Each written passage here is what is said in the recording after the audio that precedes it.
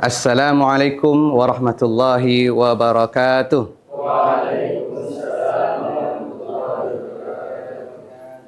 Alhamdulillahirabbil alamin wa bihi nasta'in ala umuri dunya waddin wassalatu wassalamu ala asyrofil anbiya'i wal mursalin sayyidina Muhammad wa ala alihi washabihi ajmain amma ba'du. Sabahal khair ya tulab. Kaifa halukum al-yawm? Alhamdulillah inni kadzalika bi khairin. Kita hari ini akan masuk kepada pembelajaran P5 dan PPRA ya. Namun sebelumnya saya minta ketua kelas untuk memimpin doa. Silakan ketua kelas dipimpin doanya. Kita mulai pembelajaran kita dengan membaca Al-Fatihah. Bismillahirrahmanirrahim. Billahi rabba wa bil islami dina wa bi Muhammadin nabiyyan wa rasula bi rahmatika ya arhamar rahimin. Amin ya rabbal alamin. Semoga dengan doa barusan pembelajaran kita hari ini akan berjalan seiring dengan ridha Allah Subhanahu wa taala. Baik, anak-anak sekalian, mengecek kehadiran antum semua. Saya akan memanggil, bagi yang dipanggil namanya, silakan bersuara dan angkat tangan. Zul Alfi Azyadi, Zaid Majdudillah, Nur Sya'ban Rahmatullah, Muhammad Ihsan R. Selanjutnya, mengawali pembelajaran kita, saya akan mengajak antum untuk tadarus Al-Quran. Ya, membaca ayat Al-Quran yang terkait dengan tema P5 dan PPRA yang akan kita laksanakan. Silahkan dibuka Al-Qurannya, surat Al-A'raf ayat 56-57 atau juz 8 di kaca 16. Ya. Silahkan dibuka Al-Qurannya. Iftah Al-Kitab, nah, dibuka. Mari kita bersama-sama membaca ayat tersebut. A'udzu billahi minasy syaithanir rajim. Bismillahirrahmanirrahim.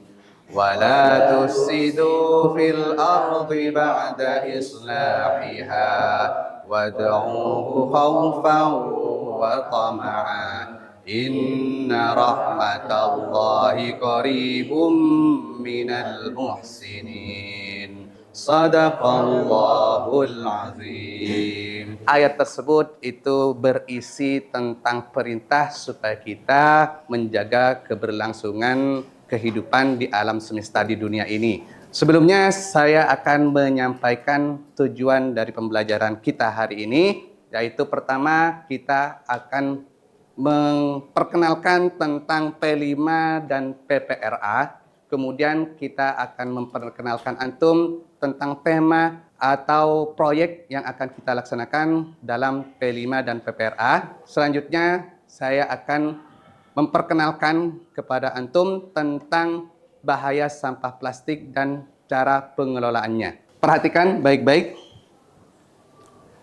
Apa mungkin di antara antum ada yang tahu apa yang dimaksud dengan P5 PPRA? Anta Yaki? Proyek penguatan profil pelajar Pancasila. Proyek penguatan profil Pancasila. Ada yang tahu tentang PPRA? Anta Yaki? Profil pelajar rahmatan lil alamin. Baik. Mari kita lanjutkan P5 PPRA. P5 itu merupakan singkatan dari proyek penguatan profil pelajar Pancasila. Sementara PPRA itu merupakan singkatan dari profil pelajar rahmatan lil alamin. Baik. Tujuan dari P5 PPRA ini adalah untuk memperkuat pemahaman dan pengamalan nilai-nilai Pancasila. Yang mana nilai Pancasila ini merupakan dasar ideologi bernegara Republik Indonesia. Ya, sementara rahmatan lil alamin merupakan konsep keberadilan, kebaikan yang ada di dalam agama Islam. Nah, P5 dan PPRA ini memiliki dimensi dan nilai-nilai yang hendak ditanamkan ke dalam pelajar Indonesia ya, terutama pelajar di abad 21 ini. Pertama, nilai beriman bertakwa kepada Tuhan Yang Maha Esa dan berakhlak mulia. Jadi diharapkan pelajar Indonesia abad 21 ini bisa memiliki keimanan yang kuat, memiliki ketakwaan yang kuat, dan berakhlak yang mulia. Coba sebutkan hadis tentang akhlak mulia di antara antum. Siapa yang bisa? Innama bu'istu liutammima makarimal akhlaq. Innama bu'istu liutammima makarimal akhlaq. Tepuk tangan semuanya. Masya Allah, luar biasa. Ya. Kemudian yang kedua, berkebinekaan global. Siapa yang tahu artinya bineka? Angkat tangan yang tahu. Nah, apa bineka? Berbeda-beda tapi tetap satu. Berbeda-beda tetap satu. Tepuk tangan. Masya Allah, luar biasa. Ya. Berkebinekaan global artinya menerima perbedaan-perbedaan. Baik perbedaan secara bahasa, budaya, ras, dan sebagainya. Dan bersifat global. Kemudian jiwa selanjutnya, nilai selanjutnya yang hendak ditanamkan dalam pelajar Indonesia, profil pelajar Pancasila, yaitu adalah bergotong royong. Bekerja sama. Jadi nilai selanjutnya yaitu kemandirian. Nilai mandiri. Diharapkan siswa pelajar profil Pancasila ini memiliki jiwa mandiri dalam belajar. Kalau di pondok kita sama dengan motto kita yaitu berkembang berjasa mandiri, juga sama ya, ada nilai mandirinya.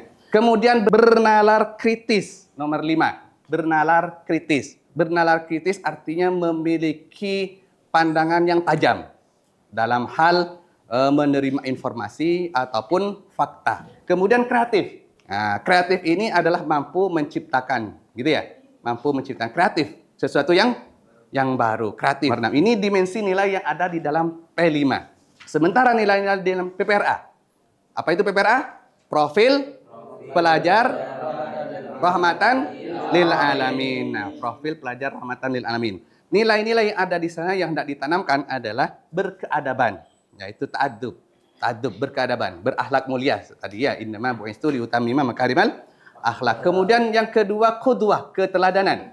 Yang ketiga, muwatonah, berkewarganegaraan, kewarganegaraan dan kebangsaan.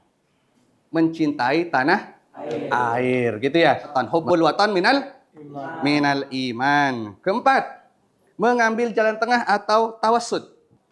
Min lafdi wasat, tengah-tengah. Kemudian tawazun, yaitu berimbang.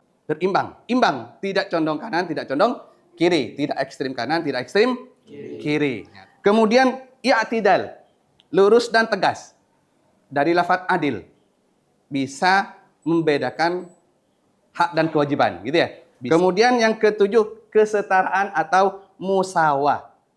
Nah, di dalam Quran ada ayatnya, in akramakum indallahi atqakum. Bahwasanya manusia itu sama. La fadla li arabi ala a'jami. Tidak ada perbedaan, tidak ada keistimewaan bagi orang Arab terhadap yang non-Arab, gitu ya, dalam hadis Nabi. Artinya memperlakukan semuanya dalam kondisi sama, tidak dibeda-bedakan. Ini selanjutnya yaitu nilai selanjutnya musyawarah, syura.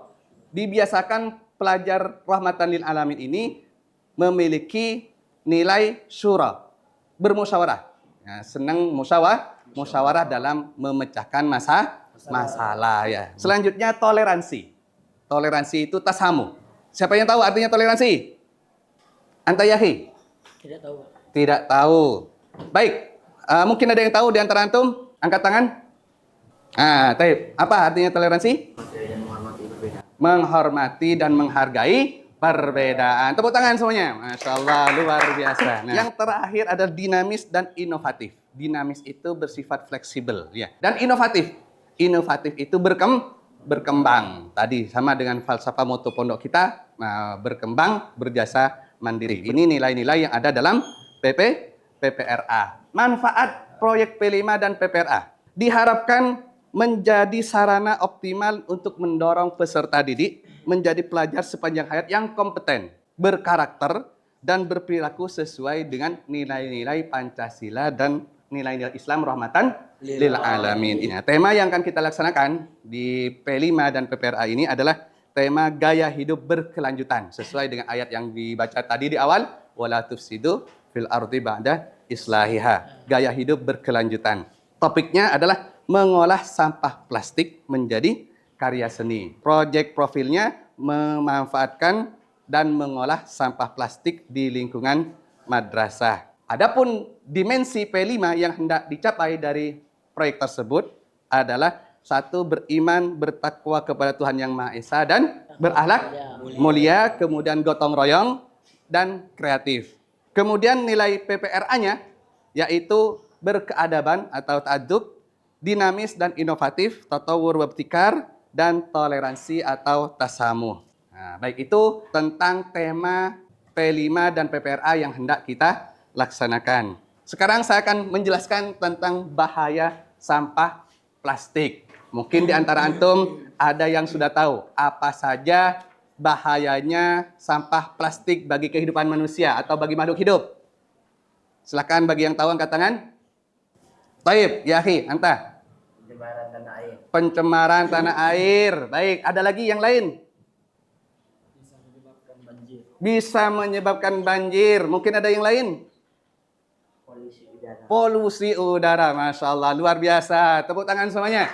Nah, bacain sholawat. Allahumma salli ala sayyidina Muhammadin tibbil qulubi wa dawaiha wa ala alihi wa sahbihi wa sallim. Nah, baik, kita bahas bahaya sampah plastiknya. Pertama, pencemaran tanah dan air. Kok bisa? Sampah plastik mencemari tanah dan air. Dari mana? Nah, coba bayangkan antum, sampah plastik. Sampah plastik itu merupakan sampah yang susah untuk terurai. Artinya butuh waktu lama untuk terurai. Jadi sehingga orang yang membuang sampah itu lama-kelamaan menumpuk di tanah, gitu ya. Lama-kelamaan akan menutupi permukaan tanah sehingga mencemari kesuburan tanah ya, karena terhalangi oleh plastik tadi ya. Begitupun air pun akan tercemar. Jadi mengendap plastiknya tetap utuh, yang kotor airnya, gitu ya. Nah, jadi polusi. Kemudian polusi udara, menyebabkan polusi udara. Sampah plastik kan tidak bisa terurai dengan sendirinya. Mau dihancurkan perlu dibakar. Nah, ketika dibakar apa yang terjadi? Asap, gitu ya. Polusi udara ya. Kemudian banjir. Bahaya yang ketiga adalah banjir. Mungkin ada yang tahu kenapa sampah plastik bisa menyebabkan banjir? Ada yang bisa menjelaskan? Anta Yahi. Sampah plastik jika dibuang sungai bisa membuat aliran sungai. Bagus, ahsan, tepuk tangan. Masya Allah ya.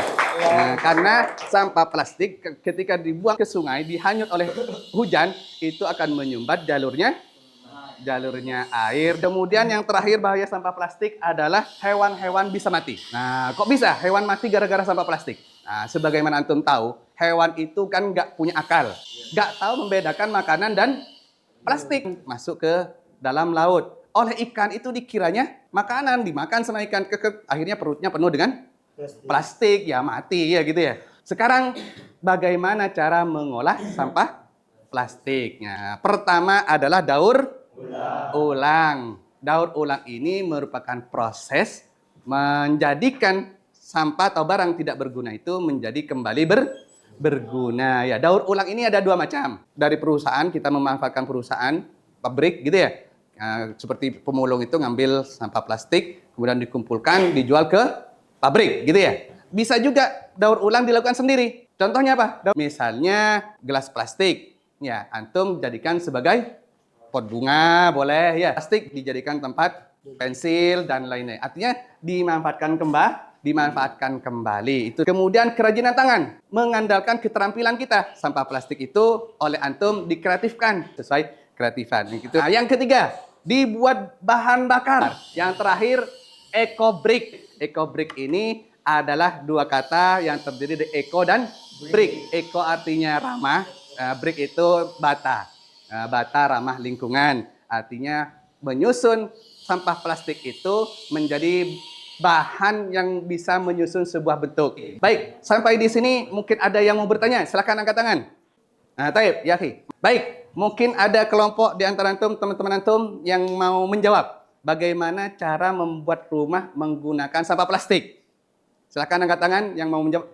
Taib, ya akhi. Menggunakan metode eco-brick. Menggunakan metode eco-brick gitu ya. Jadi sampah plastik itu disusun, mungkin diisi apa yang menjadi kuat di dalamnya disusun. Baik, selanjutnya kita akan lanjut ke diskusi. Saya minta antum ini berkelompok menjadi 4 kelompok. Masing-masing nanti akan mendiskusikan beberapa poin. Pertama, menggali informasi terkait sampah plastik yang ada di lingkungan madrasah. Kemudian mengidentifikasi sumber sampah plastik dan memilih limbah plastik yang hendak dijadikan proyek. Jenis sampah plastik apa yang mau dijadikan proyek, apakah itu gelas, apa itu botol, diskusikan dengan kelompoknya.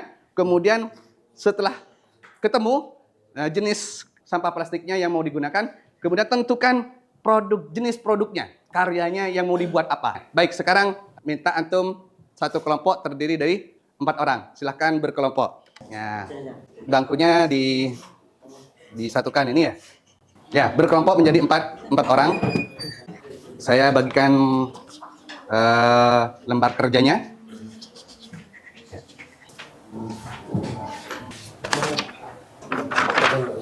Silahkan diskusi, tentukan pertama ya sumber sampah plastik dari mana, terus jenis yang mau dijadikan kreasi. Selesai diskusi, saya minta masing-masing mempresentasikannya.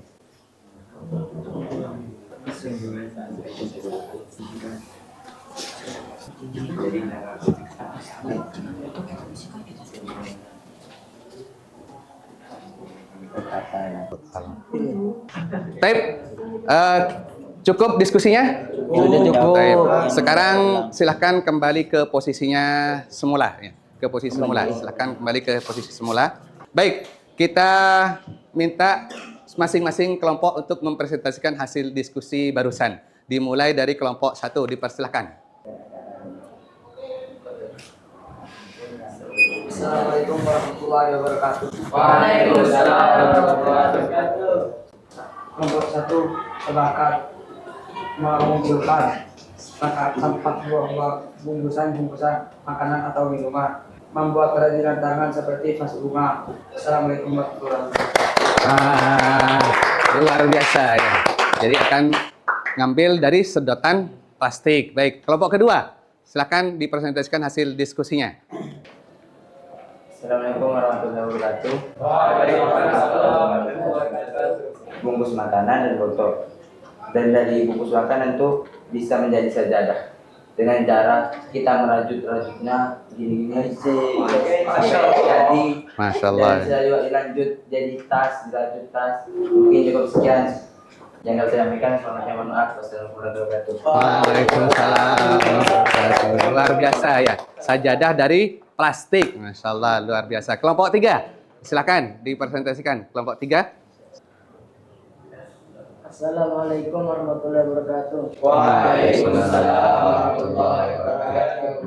Kami hasil diskusi kami adalah sumber sampah plastik itu berasal dari manusia. Limbah plastik itu sejenis botol minuman. Mungkin cukup sekian.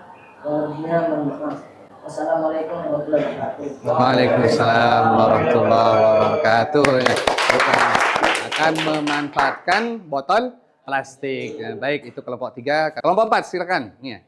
Berasal dari santri-santri yang berbelanja di kantin maupun yang akan dijadikan tempat alat tulis. Sekian dari kelompok kami. Assalamualaikum warahmatullahi wabarakatuh. Waalaikumsalam warahmatullahi wabarakatuh. Ya. Nah, luar biasa ya hasil diskusinya ya. Nanti kita akan lanjutkan ke tindak aksi ya. Nah, untuk pertemuan kali ini kita cukupkan dulu. Ya, mudah-mudahan apa yang kita lakukan ini membawa barokah dan manfaat ke depannya. Amin ya rabbal alamin. Kembali saya ingatkan bahwa Al-Quran secara tegas menyuruh umat manusia untuk menjaga keberlangsungan hidup manusia. Ya, wala tufsidu fil ardi ba'da islahiha. Baik, naktatim hadzal liqa bi kafaratil majlis. Nah, syukran ala ihtimamikum. Wassalamualaikum warahmatullahi wabarakatuh.